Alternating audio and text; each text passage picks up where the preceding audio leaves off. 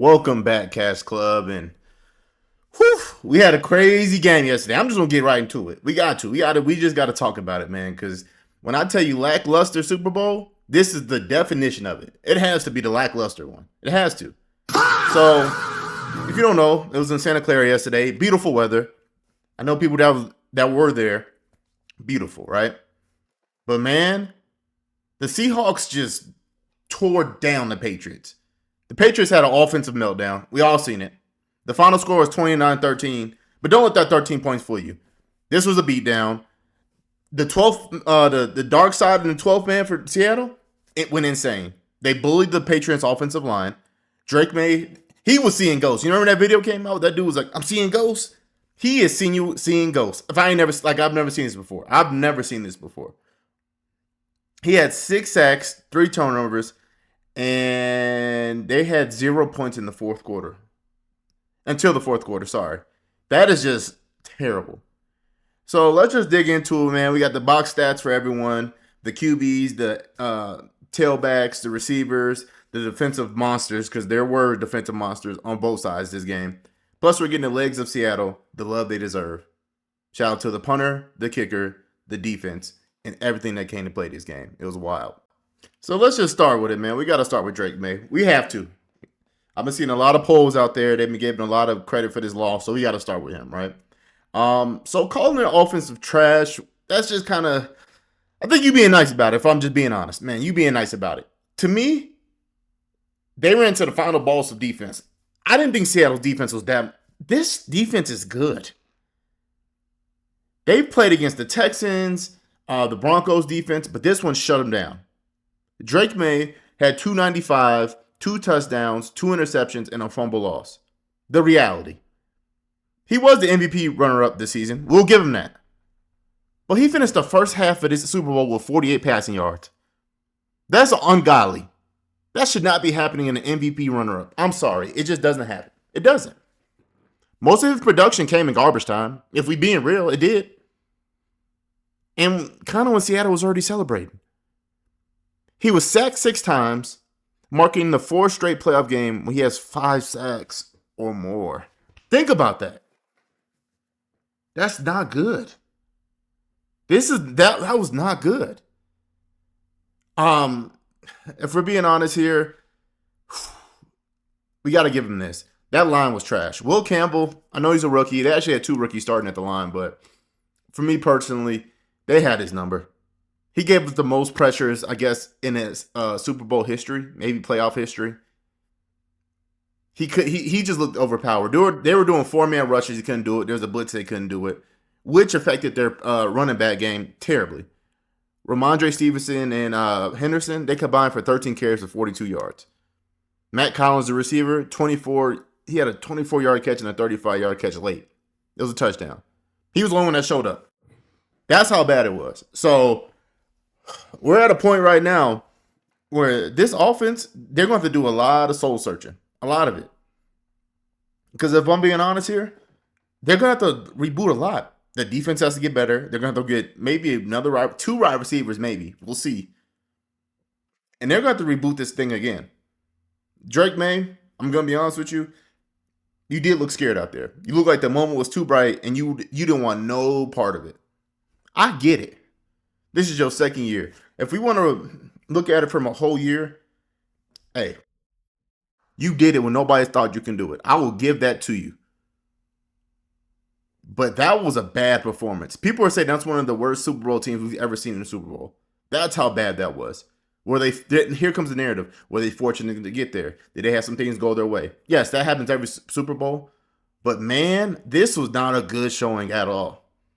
When they ended the game, and I'll get into the defense in a second, but 27 for 43, 295. I think he had maybe 200 yards in the fourth in garbage time. He rarely went down the field. He looked scared. He looked shaky. He was missing throws. He had somebody. I remember they were on the 10 after the punter, who played well. I'll get into that too. Put him down, I think 5 to 10 yard line. He had somebody right there. He had him in the shallow cross. And he just overthrows him. He did it a couple times. Now people will say, yeah, his shoulder was hurt and all this. Hey, I get it, but everybody's hurt. And you just don't pull that. I'm sorry.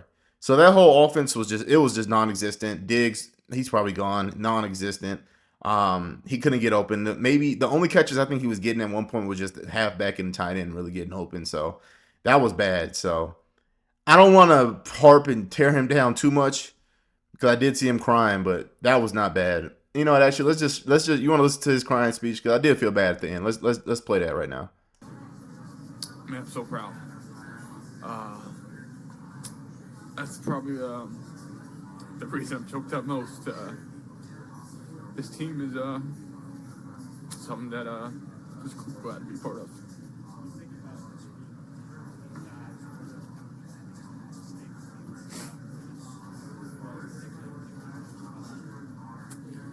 I think the people will make the place, and we got great people all around it that help us, support staff and great fan base. Just glad to have this uniform on and look forward to getting back and playing another one.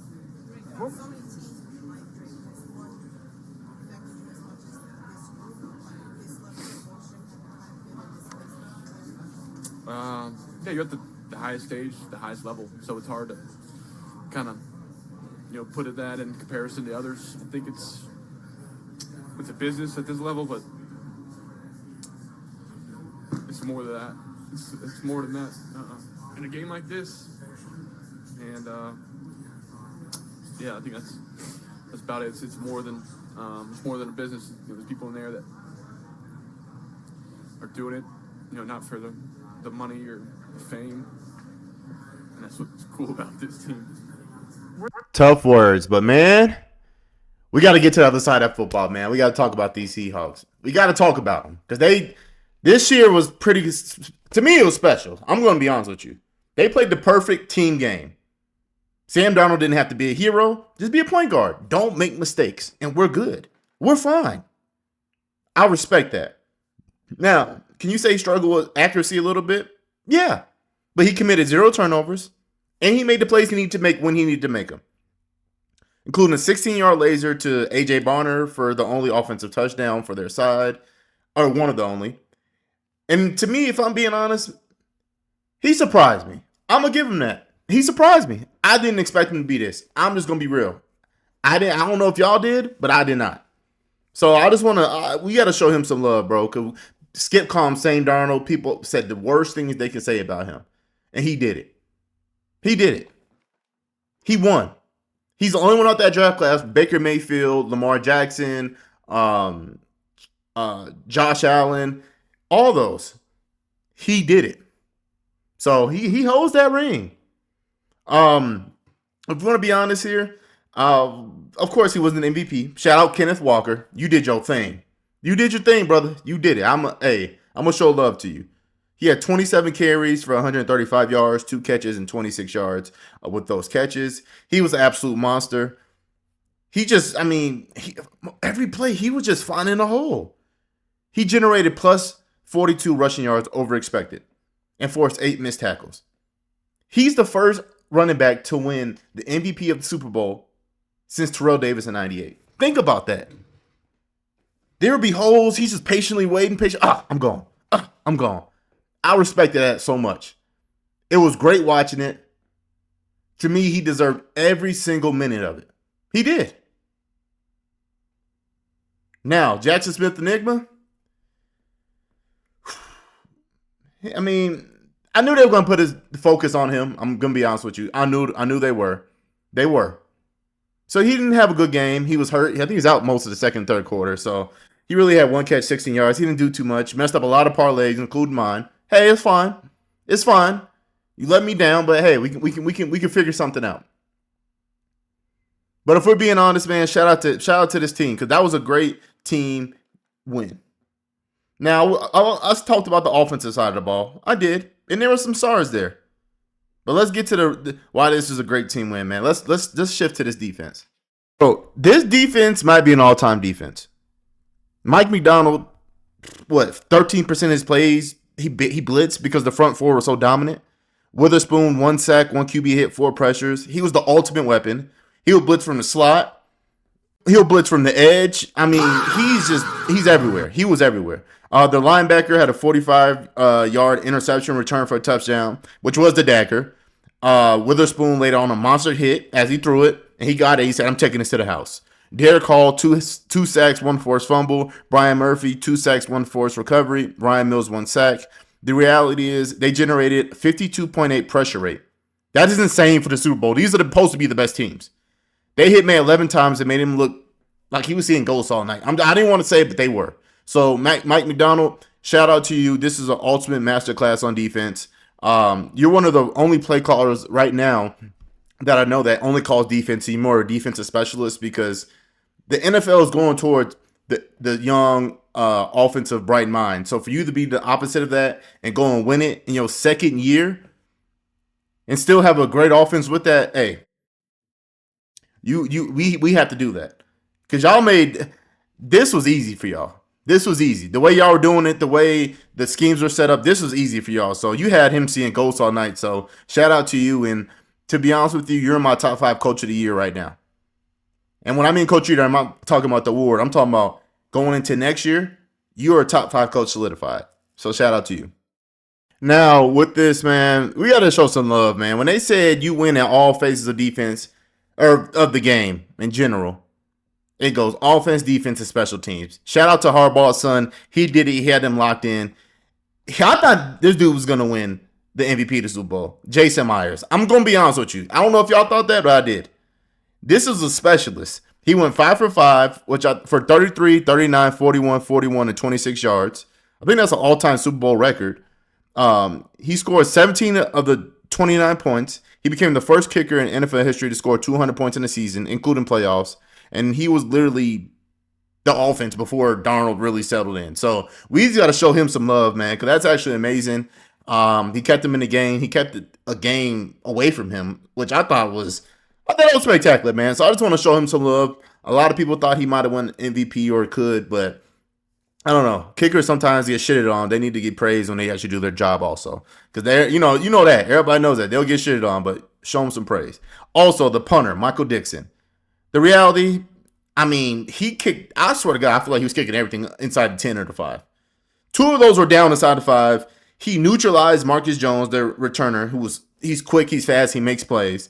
He was a cheat code. I was watching the game. He had 7 punts, about 48% average of length of kick.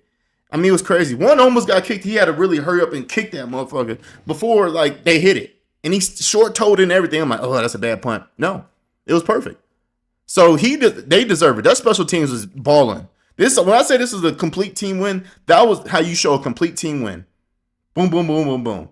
They just seemed settled. It was nothing flashy. It was just a settled game. We know what we want to do. You're not going to rattle us. This we're going to do. So show some love to special teams, man, because they did their thing. They did their job.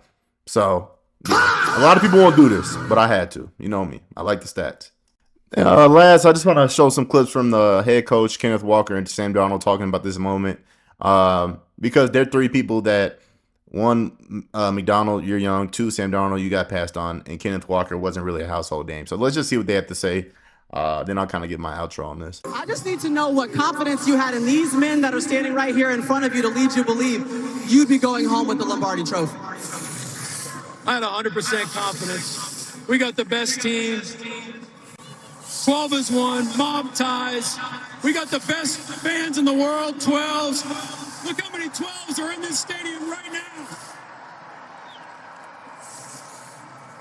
We never wavered, man. We believed in each other. We loved each other. And now we're world champions. You know, Mike, just your second year as a head coach, you're calling the defensive plays, and the dark side showed up in a big way for you.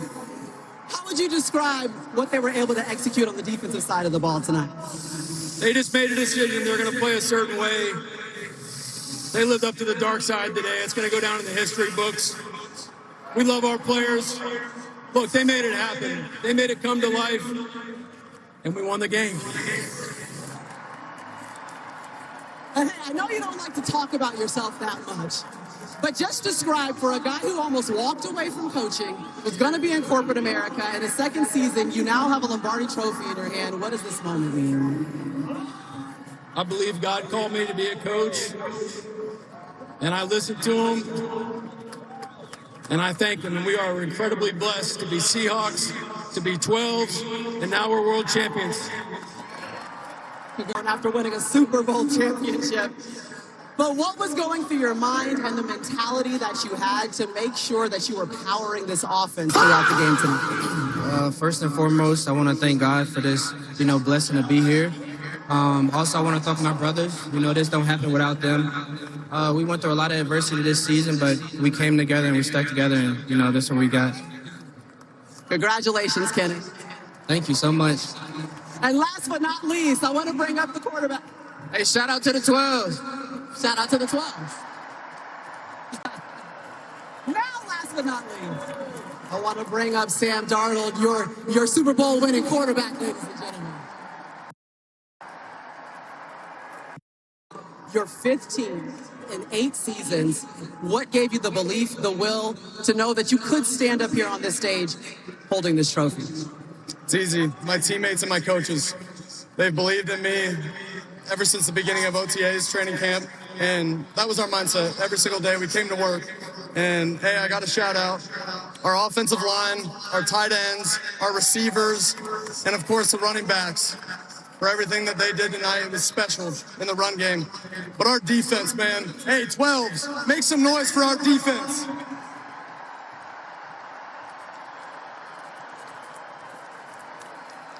Hey, listen, with all the ups and downs that come from a season, when you saw the confetti coming down, first thing that went through your mind? We did it. That was it, man. It's been such a special journey with these guys. So much hard work that's been poured into this, and that's it. It was just a job well done. Job well done, Seattle Seahawks. So, just any takeaways from here. The Seahawks dominated. The stats tell the story. Seattle, they were more violent, more disciplined, just dominant, even on special teams. To me, Drake Maye has a bright future, but he ran into a buzzsaw, which for anybody in their second year, let alone their first Super Bowl, it would have been hell.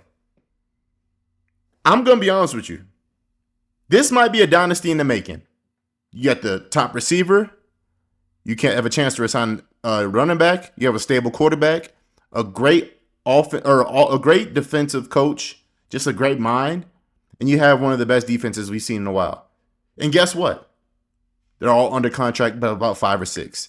And guess what? I think they have the 5th most in cap space money to spend this offseason.